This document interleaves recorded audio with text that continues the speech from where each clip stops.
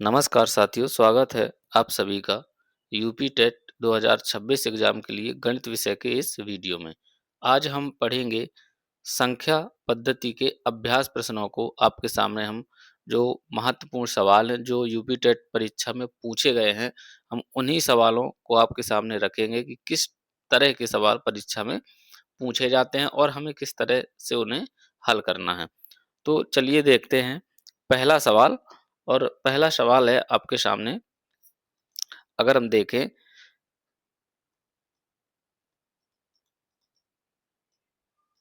16,075 को किसी किसी संख्या से भाग देने पर भागफल 167, ठीक है, तथा तथा शेषफल 43 प्राप्त होता है। तो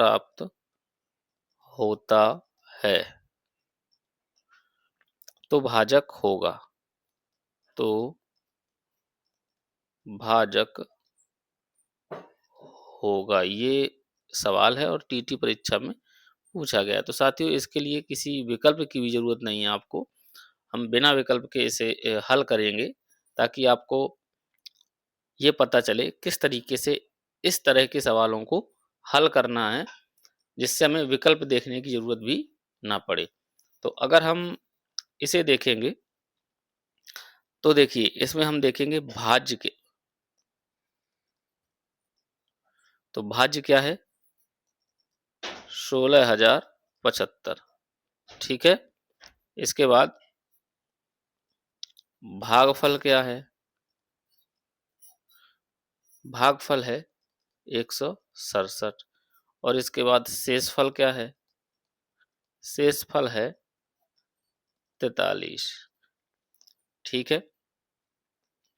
तो अब इसमें आपसे पूछ रहा है भाजक। क्या पूछ रहा है? भाजक भाजक पूछ रहा है। इसमें भाजक आपसे पूछ रहा है। तो अब हमें करना क्या है? तो देखिए, सबसे पहले तो हमें ये पता होना चाहिए कि भाज्य क्या होता है, भागफल क्या होता है, शेषफल क्या होता है और भाजक क्या होता है। ठीक है, सबसे पहले हमें ये पता होना चाहिए। तो अगर हम जब भाग की प्रक्रिया या भाग के सवाल को हल करते हैं, जैसे हमने आपसे कहा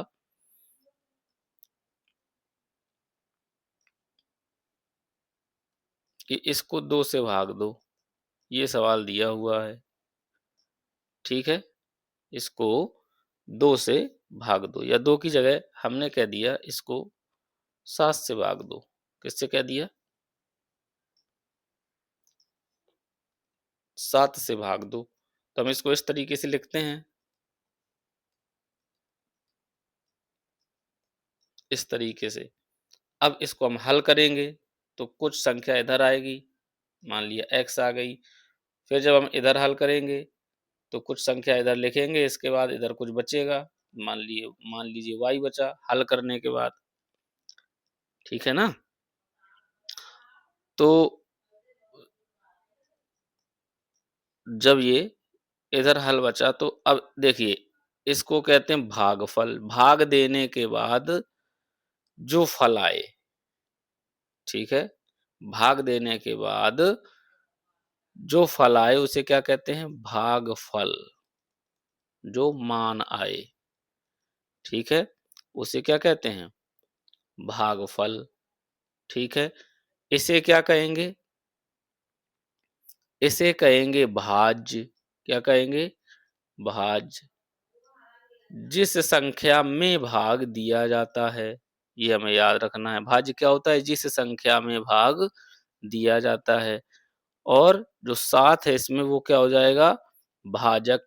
भाजक क्या होता है? जिस संख्या से भाग दिया जाता है। क्या होता है? जिस संख्या से भाग दिया जाता है। और इधर जो नीचे शेष बचता है हल करने के बाद, इसको हम कहते हैं शेषफल। क्या कहते हैं? शेषफल। क्या कहते हैं इसको? इसको कहते हैं हम शेषफल। आशा है सभी को समझ में आ गया होगा कि भाज्य क्या होता है, भाजक क्या होता है, भागफल क्या होता है और शेषफल क्या होता है। तो भाग की प्रक्रिया में जो मान आता है, जिसे हम इधर देखें दाहिने तरफ, तो ये इसको हम क्या कहते हैं? भागफल। और जिस संख्या से हम भाग देते हैं उसे कहते हैं भाजक। जिस संख्या में हम भाग देते हैं उसे कहते हैं भाज्य।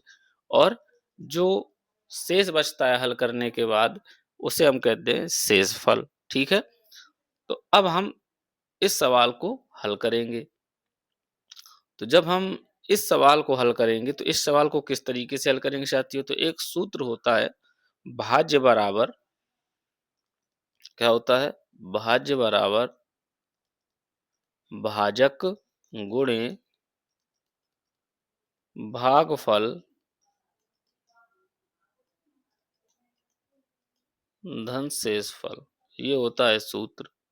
अब हमें इसमें पता होना चाहिए क्या क्या दिया हुआ है। तो हमें देखिए भाज्य दिया हुआ है, दिया है कि नहीं दिया है? तो अब भाज्य क्या दिया हुआ है? 16,075। ठीक है? बराबर भाजक हमें निकालना है, तो भाजक को हम ज्यों का त्यों लिख देंगे। भागफल क्या है? 167 है। धन शेषफल क्या है? 43 है। यही तो है ना? अब देखिए, हम ऐसा करते हैं कि इसको एक साइड रखते हैं, इसको इधर ले आएंगे, या या इसको इधर ले आएंगे, इसको इधर ले आएंगे, कुछ भी कर लेंगे ऐसा। तो मान लीजिए हमने इसको इधर ले आए, तो ये क्या हो गया? बराबर भाजक गुणे 167 आ गया ये। अब इसके बाद जब इसको घटाएंगे तो ये क्या बचेगा? 16,032 बराबर भाजक गुणे 167। तो अब भाजक बराबर क्या हो जाएगा? भाजक बराबर क्या हो जाएगा? तो भाजक बराबर हो जाएगा 16,032 बटे 167। और जब हम इसको सॉल्व करेंगे मतलब इसका भाग दे के देखेंगे इधर, तो उत्तर आएगा आपका 96। क्या आएगा? 96। उत्तर क्या आ जाएगा? 96 आ जाएगा। और इधर देख भी लेते हैं।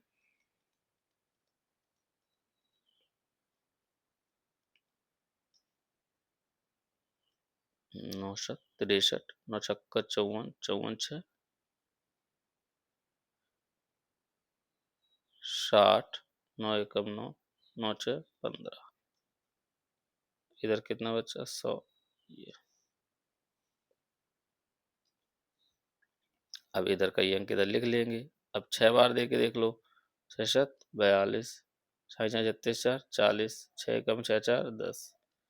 तो जब इधर देखेंगे तो देखिए पूरा पूरा भाग चला गया और क्या आ गया? 46। क्या आ गया? वो सॉरी 96 इसका उत्तर आ गया। तो आशा है सभी को ये सवाल समझ में आया होगा कि इस टाइप के सवालों को हमें कैसे हल करना है। अब आपसे इधर भाजक पूछा है, वो हो सकता है अगर कोई अगला सवाल आपसे पूछे तो इधर शेषफल आपसे पूछ ले, या भागफल पूछ ले, या भाज्य भी सीधे-सीधे पूछ सकता है। तो ये आपको ध्यान रखना है कि इन सवालों को हम इस तरह के सवालों को हम इसी सूत्र से हल करेंगे। ठीक है? अब हम देखेंगे साथियों दूसरा सवाल। क्या देखेंगे? हमारे सामने दूसरा सवाल होगा और दूसरा सवाल क्या होगा इसको हम समझने का प्रयास करेंगे। 50 से छोटे धन पूर्णांकों में। ठीक है? क्या है? सवाल है आपके सामने, 50 से छोटे धन पूर्णांकों में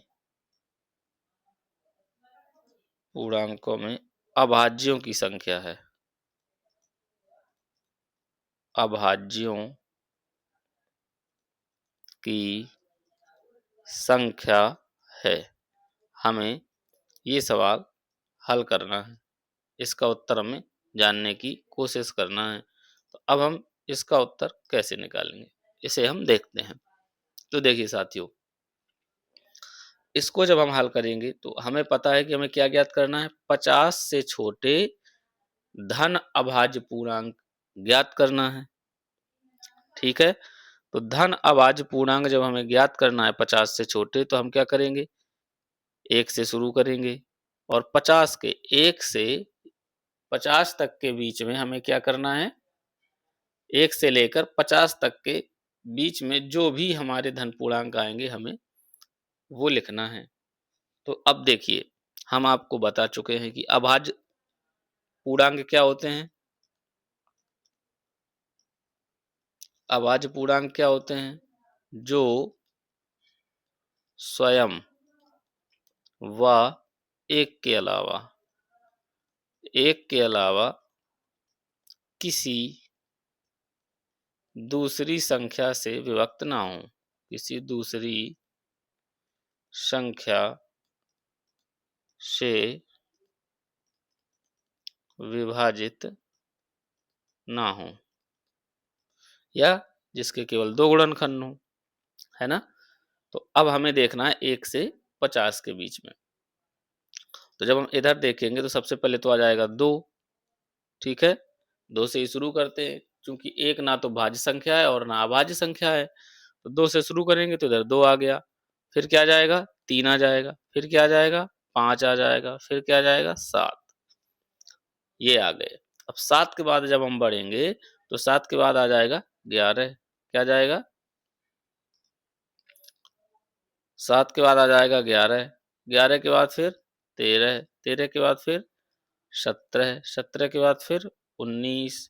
मतलब ये सब ऐसी संख्याएं हैं जिनमें किसी भी दूसरी संख्या का भाग नहीं जाएगा, या तो इसी संख्या से विभाजित होगी या 1 से विभाजित होगी। 19 के बाद आ जाएगी 23। क्या आ जाएगी, 23।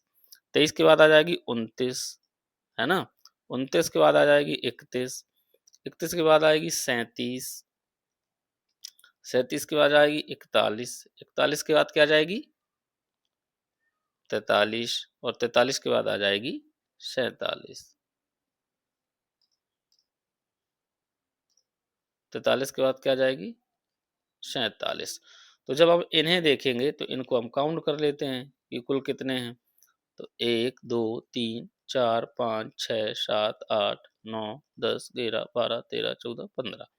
तो इस तरीके से अगर हम 50 से छोटे धन पूर्णांकों की बात करें तो संख्या में कुल कितने हैं, ये कुल 15 हैं। तो आपसे ये सवाल भी पूछा जा सकता है कि 50 से छोटे धन पूर्णांकों में अभाज्यों की संख्या है, यही सवाल तो पूछा ही गया है, पूछा क्या जा सकता है। तो कितनी संख्या है इनकी टोटल, 15 है ना।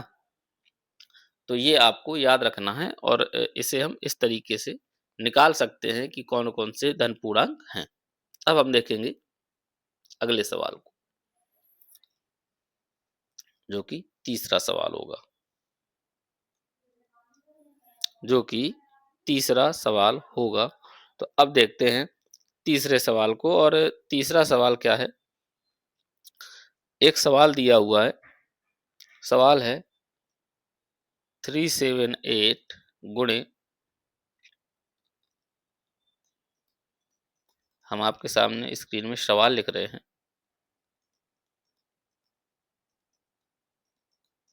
ये सवाल है और इसमें पूछ रहा आपसे इकाई का अंक क्या होगा, में इकाई का अंक क्या होगा।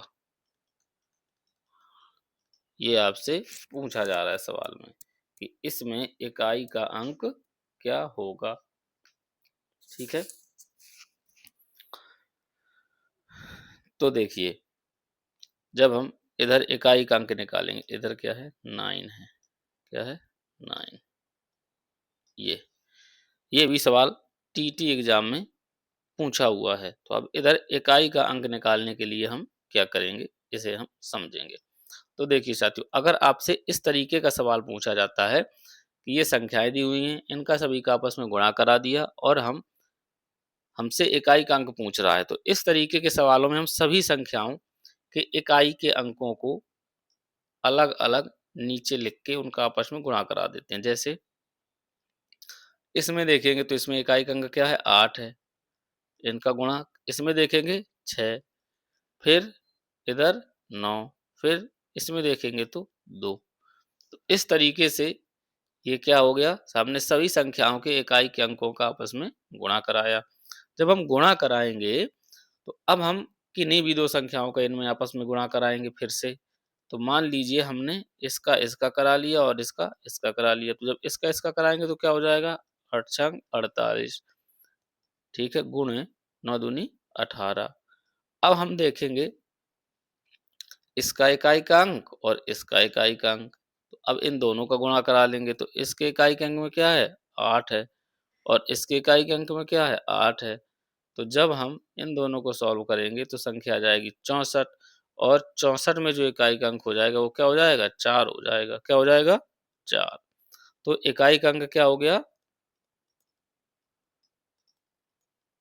4 हो गया। ये हमारा क्वेश्चन सॉल्व हो गया। अब बताओ, ये कोई कठिन है क्या, बता दो आप खुद।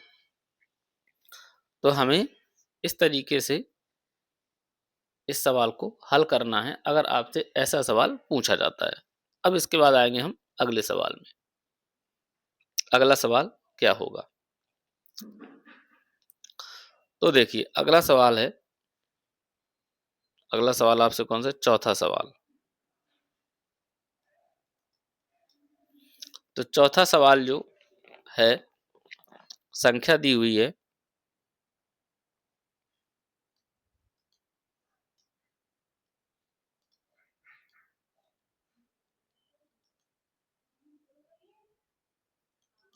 को 12 से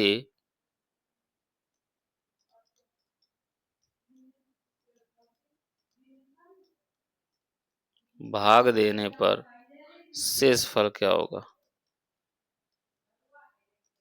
भाग देने पर शेषफल है। ये सवाल आपसे पूछा जा रहा है, इसको हम कैसे हल करेंगे।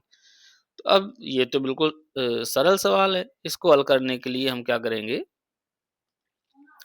12 से भाग दे देंगे किसमें, जो संख्या हमें दी हुई है ना, यही तो करेंगे। तो जब हम 12 से भाग देंगे तो इधर देख के देख लेते हैं।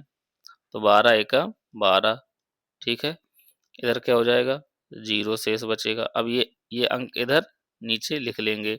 जब ये अंक लिखेंगे तो अभी इसमें भाग नहीं जाएगा, तो इधर क्या लिख देंगे, 0। अब फिर इधर लिखेंगे 0, इधर का ये वाला 0 इधर लिख लेंगे। फिर भाग नहीं जाएगा क्योंकि 10 क्या है, 12 से छोटा है, तो फिर इधर 0 लिखेंगे, है ना। अब क्या करेंगे, अब इधर हम लिख देंगे 1, क्या लिख देंगे, 1। अब इसमें भाग चला जाएगा। अब देखिए कितने बार भाग जाएगा, तो 12 अट्ठे 96, ठीक है। तो अब इधर कितना बचेगा, 5, इधर बचेगा 0, ठीक है। अब ये उतारेंगे अंक, तो अब भाग देंगे तो कितने बार जाएगा, 12 चौको 48, कितने बार जाएगा, 4 बार। अब शेषफल कितना बचा, 4। कितना शेषफल बचा, 4। इसी को हम शेषफल कहते हैं ना, मैंने आपको पहले ही बता दिया। तो अब इसका उत्तर क्या हो गया, 4। तो शेषफल कितना हो जाएगा, 4 हो जाएगा। क्या हो जाएगा, शेषफल हो जाएगा 4। ये आपको याद रखना है, और ये बिल्कुल सिंपल सवाल था आपके लिए, जो कि यूपी टेट एग्जाम में पूछा गया है इस तरीके का सवाल, ठीक है। यूपी टेट एग्जाम में इस तरीके का सवाल आपसे पूछा गया है, तो आप सभी को ये याद रखना है कि इस सवाल को हम कैसे हल करेंगे। इसके बाद अगला सवाल हम देखते हैं, पांचवा सवाल।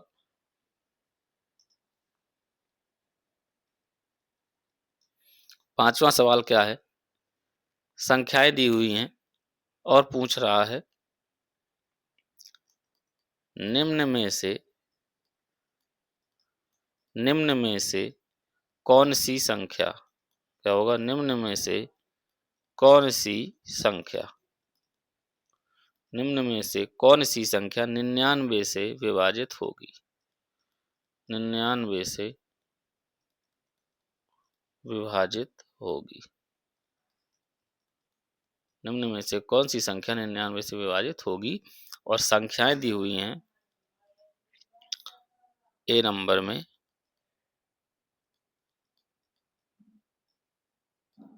बी नंबर में दी हुई है, ये इधर 3 है, 1 3, सी विकल्प में दी हुई है,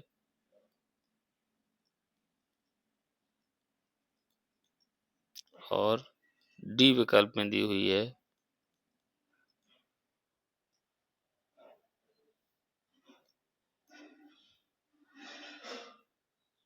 2 4 0 6।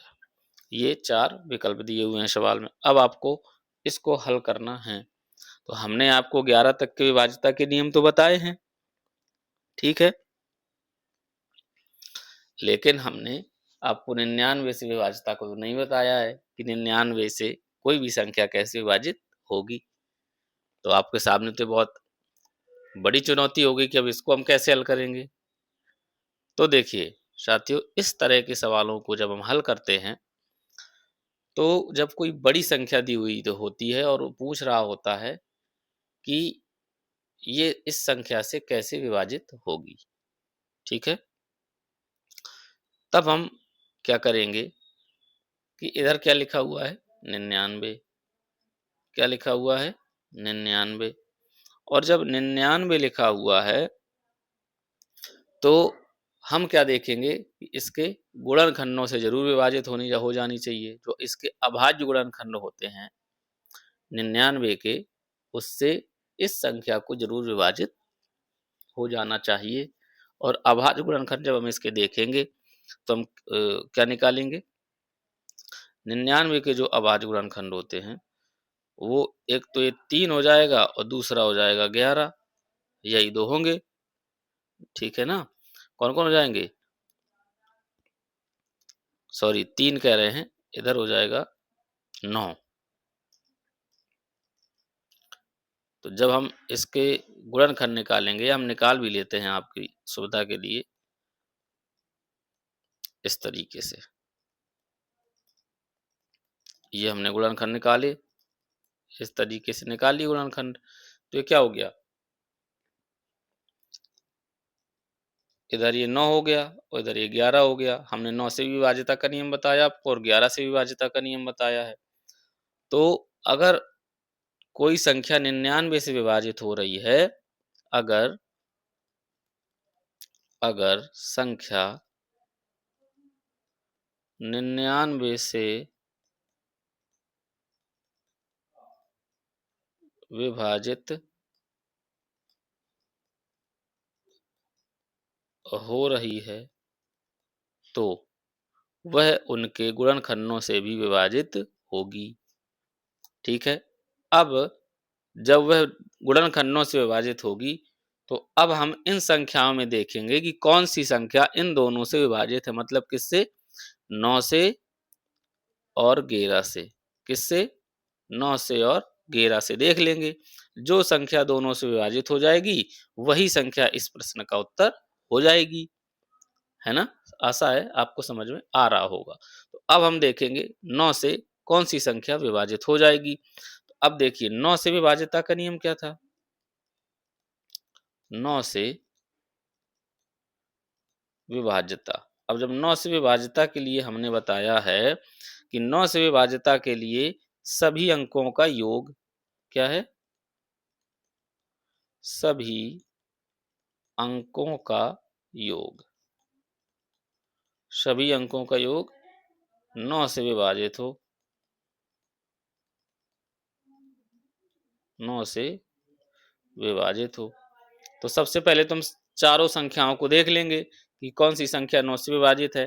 तो अब हम देखेंगे, अब इसका हम योग करेंगे, तो जब इसका योग करेंगे तो 9, 9 में 1 जोड़ेंगे 10, 10 में 3 जोड़ेंगे 13, 13 में 4 जोड़ेंगे 17, 17 में 6 जोड़ेंगे 23 और 23 में 2 जोड़ेंगे 25। अब इसका योग 25 आ रहा है, तो ये तो 9 से विभाजित होने वाली नहीं है। ठीक है, तो ये तो ऑप्शन से ही हट गया। इसके बाद अब इसको देखते हैं। 1 में 3 जोड़ेंगे 4, 4 में 5 9, 9 में 7 जोड़ेंगे 16 और 16 में 9 जोड़ेंगे तो क्या हो जाएगा 25 और 25 में 2 जोड़ोगे तो क्या हो जाएगा 27। इसका मतलब ये अभी ऑप्शन में हमारे रहेगा, क्योंकि 9 से अगर हम 27 में भाग देते हैं तो चला जाता है। तो अभी इसको हम बनाए रखते हैं, इसको तो क्रॉस ही कर दिया हमने। इसके बाद जब आगे देखेंगे इसको, तो 1 1 2, 2 4 6, 6 3 9, 9 4 13, 13 5 18। ये 18 है, तो इसको भी हम विकल्प में बनाए रखते हैं, क्योंकि 18 में हम 9 से भाग देंगे तो ये भी चला जाएगा। तो अब देखिए इधर देखते हैं, 3 में 5 जोड़ेंगे 8, 8 में 7 जोड़ेंगे 15, 15 में 2 जोड़ेंगे 17, 17 में 4 जोड़ेंगे 21 और 21 में 6 जोड़ेंगे 27। ठीक है, तो जब हम इधर देखेंगे 27, तो अब देखिए अभी इसमें से केवल क्या हुआ है, एक विकल्प हमारा हटा है, बाकी सभी ऐसे विकल्प हैं जिनमें 9 से पूरा पूरा भाग जा रहा है। तो अब इसका मतलब है कि ये तीनों संख्याएं क्या होंगी, बी विकल्प वाली संख्या, सी विकल्प वाली संख्या और डी विकल्प वाली संख्या 9 से विभाज्य होंगी। तो अब हम 11 से विभाज्यता का देखेंगे कि 11 से विभाज्यता का नियम क्या होता है। क्या देखेंगे, 11 से विभाज्यता। तो जब हम 11 से विभाज्यता के देखते हैं तो हम क्या करते हैं, सम स्थानों के अंकों का योग। क्या करते हैं, सम स्थानों के अंकों का योग। ठीक है, और विषम स्थानों के अंकों का योग। विषम स्थानों के अंकों का योग दोनों निकाल लेते हैं, फिर उनका क्या करते हैं, अंतर निकालते हैं। अंकों के योग इधर लिख देते हैं, अंकों के योग का अंतर किससे, या तो अंतर या तो 0 हो या 11 से विभाज्य हो। यही तो होता है, या 11 से विभाज्य हो। हम आपको एक एक स्टेप बता रहे हैं सवाल का, ताकि आप कंफ्यूज ना हो सवाल में बिल्कुल भी। जब हम परीक्षा में ये सवाल हल करेंगे तो हमें इतना ज़्यादा कैलकुलेशन नहीं करना पड़ेगा। हम लोग सीधे 9 से विभाज्यता देखेंगे, 11 से विभाज्यता देखेंगे, तुरंत का तुरंत इस सवाल को हल कर देंगे। तो अब हम देखते हैं 11 से विभाज्यता के लिए, तो अब हम बी विकल्प को देखेंगे 11 से विभाज्यता के लिए। तो बी विकल्प वाली जो संख्या है वो हम इधर नीचे लिख लेते हैं। तो बी विकल्प वाली जो संख्या है वो क्या है, बी विकल्प में क्या संख्या है, 135 और 792, 13 लाख वो 1,37,792 ये संख्या दी हुई है। अब हम इसके सम स्थानों को देखेंगे पहले। तो सम स्थानों में 2 4 6, तो सम स्थानों का अगर देखते हैं तो 1 प्लस 7 प्लस 9, तो 9 7 16 1 17 आ गया। 17 क्या हो गया, सम स्थानों का योग। ठीक है, अब देखेंगे विषम स्थानों का योग। क्या देखेंगे, विषम स्थानों का योग। तो 7 2 9 3 12। ठीक है, ये क्या हो गया, विषम स्थानों का योग। विषम स्थानों का योग। ठीक है, तो अब हम इनका अंतर देखेंगे, या तो 0 हो, तो जब अंतर निकालेंगे इनका तो 17 में 12 घटाएंगे क्या आएगा, 5। तो देखिए अंतर तो 0 है नहीं है, और या तो 11 से विभाजित हो, तो ये 5 11 से विभाज्य भी नहीं होगी। तो इधर से ये विकल्प भी चला गया, है ना। अब हम देखते हैं सी विकल्प वाली संख्या को। इस सी विकल्प में क्या संख्या दी हुई है। अब हम देखते हैं सी विकल्प वाली संख्या को। तो सी विकल्प वाली संख्या है 1,14,345। क्या है? 1,14,345 ये संख्या है। तो अब हम 11 से विभाज्यता के लिए इसका देखेंगे। तो इसके अगर हम सम स्थानों का योग करें तो 4 ये सम स्थान होंगे ना, +4 +1, ठीक है। तो ये हो गया 9। 9 क्या हो गया? सम स्थानों का योग, मतलब सम स्थान में जो अंक लिखे हुए हैं हमने उनका योग किया तो ये क्या आ गया? 9। अब हम इधर नीचे देखेंगे विषम स्थानों का योग। तो विषम में क्या है? 5 है, फिर 3 है, फिर 1 है। विषम स्थान में कौन कौन से अंक हैं? ये है, ये है और ये है। तो ये इधर हो गया। तो जब हम इधर देखेंगे तो इधर भी क्या हो गया? 9। ये क्या हो गया? विषम स्थानों के अंकों का योग, विषम स्थानों का योग, ठीक है। अब जब हम इसका अंतर निकालेंगे इन दोनों का, तो अंतर निकालेंगे तो 9 - 9 बराबर क्या हो गया? 0। और हम यही देख रहे थे कि अगर अंतर 0 है या 11 से विभक्त है तो ये संख्या पूर्ण रूप से 11 से विभक्त हो जाएगी। तो अब ये संख्या चूंकि 9 से पहले से विभक्त थी और 11 से भी विभक्त हो गई, तो ये संख्या क्या हो जाएगी? 99 से विभक्त हो जाएगी और जो इस विकल्प का उत्तर हो जाएगा वो क्या हो जाएगा? सी हो जाएगा। और जब इस विकल्प का उत्तर क्या हो जाएगा? सी हो जाएगा, तो हमें आगे को देखना ही नहीं है। इसका उत्तर क्या हो गया? सी विकल्प हो गया। आशा है सभी को ये सवाल समझ में आया होगा कि किस तरीके से इस सवाल को हमें सॉल्व करना है। तो अब चूंकि वीडियो काफी लंबा हो रहा है, 5 प्रकार के सवाल हमने आपको बताया कि किस तरीके से हम इन सवालों को हल करेंगे जो कि संख्या पद्धति से संबंधित है। आगे के जो सवाल हैं हम अगले वीडियो में कवर करेंगे। तब तक के लिए सभी लोग अपना ध्यान रखें। वीडियो अगर आपको अच्छा लगता है तो वीडियो को लाइक करें, चैनल को सब्सक्राइब करें और ज़्यादा से ज़्यादा लोगों तक वीडियो को शेयर करें, जिससे ज़्यादा से ज़्यादा लोग इस वीडियो का फ़ायदा उठा सके, जो कि हमारा मेन उद्देश्य है।